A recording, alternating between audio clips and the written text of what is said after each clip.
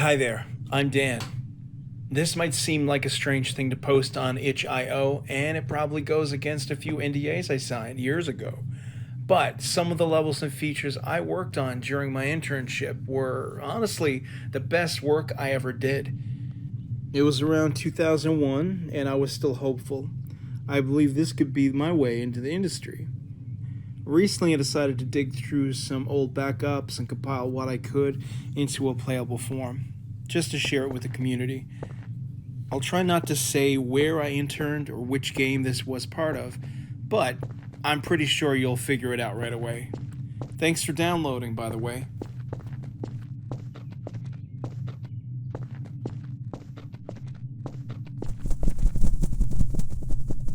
This was the first level I ever built in this engine. My task was to explore lighting workflows and figure out how we could take advantage of newer GPUs at the time. The idea for the scene was simple. The protagonist boards a train and sees a decaying city in the distance. It was meant to establish tone, give the player a quiet moment to feel the world before the story really began. The lighting in this section is different from what made it into the main game. I used a basic path tracer to simulate light balances and more complex indirect lighting. It wasn't real time, but it let me pre-compute high-quality irradiance. The leads shot it down immediately. Said 32-bit light maps were excessive and wouldn't scale with memory budgets. Thing is, there was no performance hit. Press the F key if you want to see the 32-bit light map.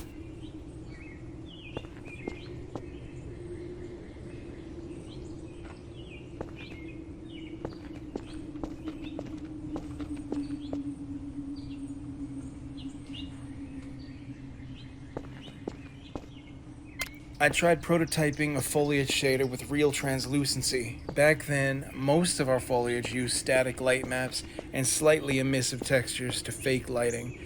I wanted to make something that reacted to dynamic lights, headlamps, muzzle flashes, whatever. It didn't make it into the final game, but I kept working on it even after my contract ended. Some things stick with you.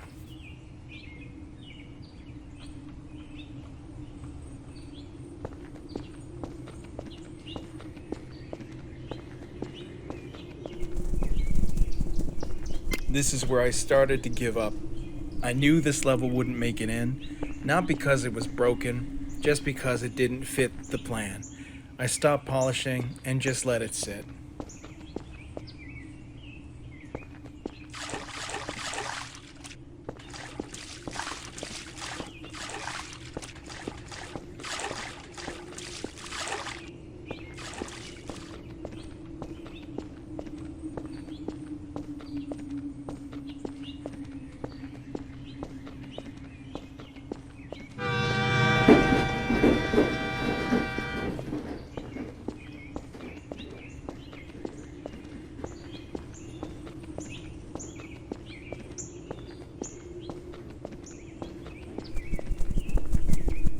I wanted to move beyond Vertex lighting and start using pixel shaders, especially for localized lighting interactions. This little cabin was my test case. Step inside and watch how the light responds in real time. It felt like magic to me back then.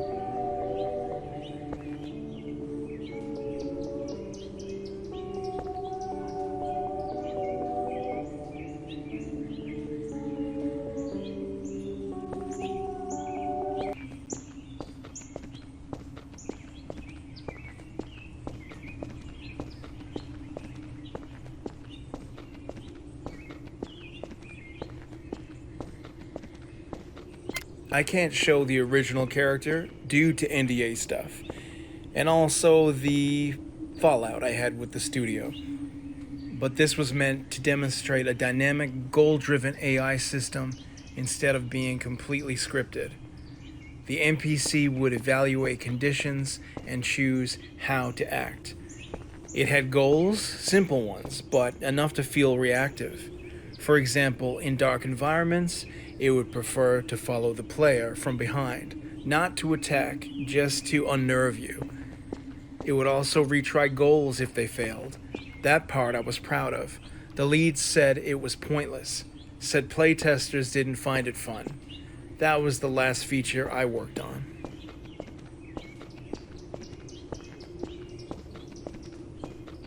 At the time, artists had to manually fine-tune materials just to make assets blend into the environment.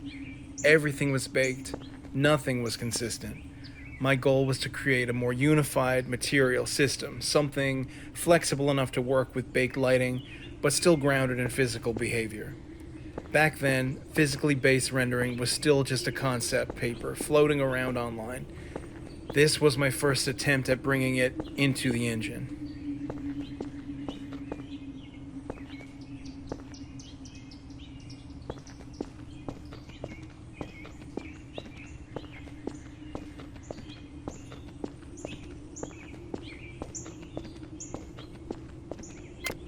That's the end of this showcase. Walk through this tunnel and I'll load up the next missing level.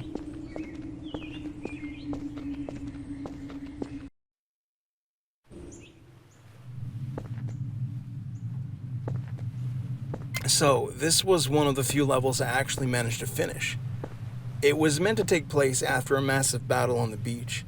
The player would escape inland through this old, half-buried mining facility. But right after I submitted it, the story changed, just like that. No one really said anything about my work, no notes, no feedback. I think this was the moment I realized maybe no one was watching at all.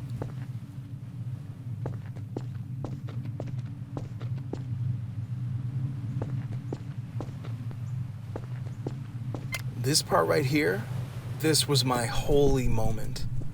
I wanted players to step out of the claustrophobic barn and into the stunning, open view. A reward, visually, a sense of hope. Technically, it was also my big pitch, my path trace light baking system in action. I really thought it would convince the team that we could go beyond an old light map trick. But no one ever mentioned it afterward. It was like I never sent the build.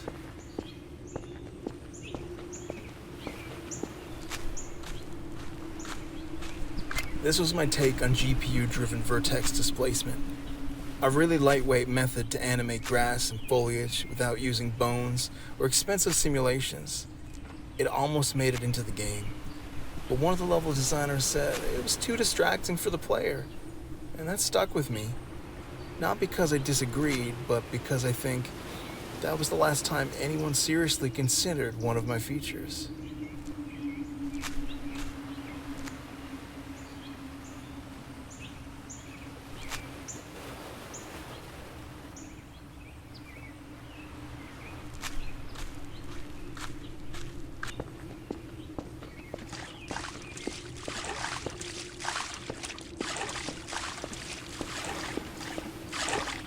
I was also in charge of water shaders during that phase. This system had support for planar reflections, refractions, even basic ripple response. I fully expected it to get shot down like the rest of my work, but surprisingly, 2 people came by and talked to me about it that day. Just 2. I remember that clearly because it made me happy.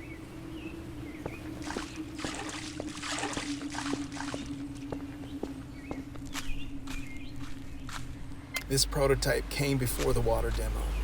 I was trying to make a kind of marble or glass, this effect using a per-object probe for refraction. It wasn't screen space, it actually captured the environment around the object. Costly, yeah, but you could stack reflections and get something that almost looked ray-traced. One person commented on it. They said I should focus on something more useful.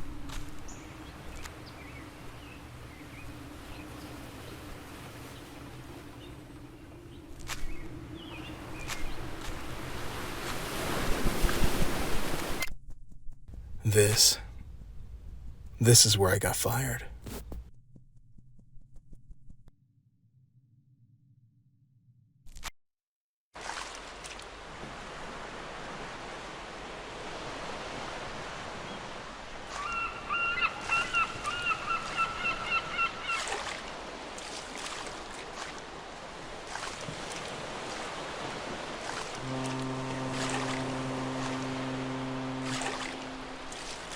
This section wasn't in the original design doc. I just started building it one night. I don't know if I was trying to help or prove something, but I wasn't listening to anyone. They didn't fire me because I was late or lazy. They fired me because I wasn't on the same page. I didn't ask what they needed. I just made things. They had meetings, goals, milestones, and I ignored it all. Looking back, I wasn't really working on their game. I was building my own version of it. And that's not what they needed.